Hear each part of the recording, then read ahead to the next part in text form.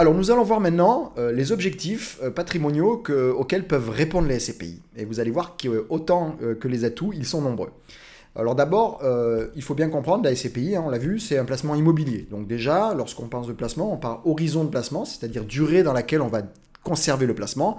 Il est conseillé de conserver les placements immobiliers, que ce soit de la SCPI ou un appartement, au moins 8 ans. Voilà, tout simplement, lorsqu'on achète un appartement, il y a des frais de notaire, il y a des frais d'agence, des frais bancaires lorsqu'on fait le crédit. Au début, on paye beaucoup d'intérêts et peu le capital. Donc c'est vrai que d'acheter un appartement pour le revendre 3 ans après, bien sûr, si on est obligé de le faire, on le fait, mais c'est pas là où on va faire à moins de faire du marchand de biens, c'est pas là où on va faire le plus de plus-value. L'immobilier se garde longtemps. La durée moyenne de détention des SCPI est au-delà de 20 ans. En général, lorsqu'on achète une part de SCPI, ça fonctionne bien. On l'a vu tout à l'heure dans les atouts, ça fonctionne bien. On a des revenus récurrents, on n'a pas de soucis de gestion, donc en général, si on n'a pas besoin d'argent, on le garde. Donc maintenant, les objectifs. Alors, essentiellement, on peut rentrer dans la SCPI pour avoir des compléments de revenus. On a vu, c'est quelque chose qui vous permet de vous distribuer un dividende, les loyers sous forme de dividende. Donc, si vous avez une somme à placer, si on place 100 000 euros dans des SCPI à 6% par exemple, on arrive à un revenu annuel autour des 6 000 euros, ce qui représente à peu près 500 euros par mois. Ça commence à être une petite rente intéressante.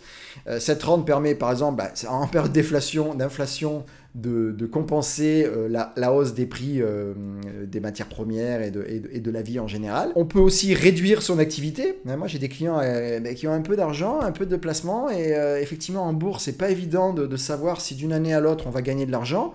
Donc, on place en SCPI, on dégage 500, 700 euros par mois de revenus. Et avec ça, on peut passer, par exemple, avec un temps partiel à 4 jours par semaine au lieu de 5.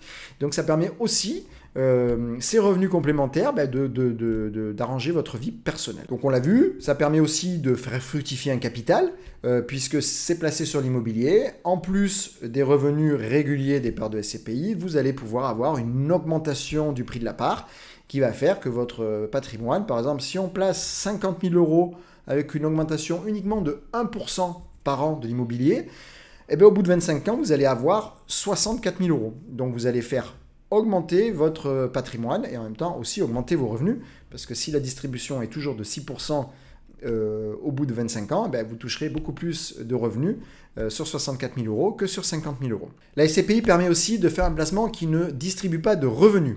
Alors, il y a 2 moyens pour cela. Si vous êtes aujourd'hui en activité, vous êtes chef d'entreprise, profession libérale ou peu importe, salarié, vous gagnez suffisamment bien votre vie, vous êtes déjà suffisamment imposé, vous n'avez pas besoin de revenus supplémentaires. La SCPI, c'est quand même une solution pour vous, puisqu'on peut vous proposer des SCPI qu'on appelle de capitalisation. Ça va être des SCPI qui ne vont pas proposer de distribuer du dividende, mais le réinvestir, ou simplement utiliser le démembrement de propriété et n'acheter que la part nue propriété de votre investissement et vous toucherez la totalité des revenus de la SCPI lorsqu'il y aura recomposition de la pleine propriété de la SCPI, c'est-à-dire à horizon.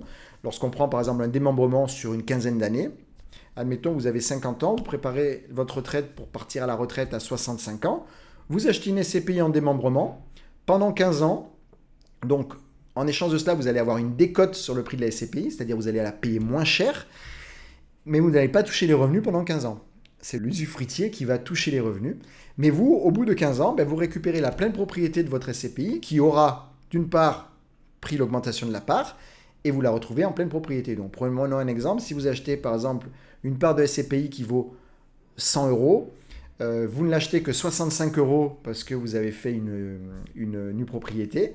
Le jour où vous récupérez la pleine propriété, vous récupérez ces 100 euros plus éventuellement peut-être 118, 120 euros de l'augmentation de part. Et à ce moment-là, vous commencez à toucher vos revenus. Donc c'est très bien, par exemple, pour se préparer à un complément de retraite, un complément de revenus pour la retraite.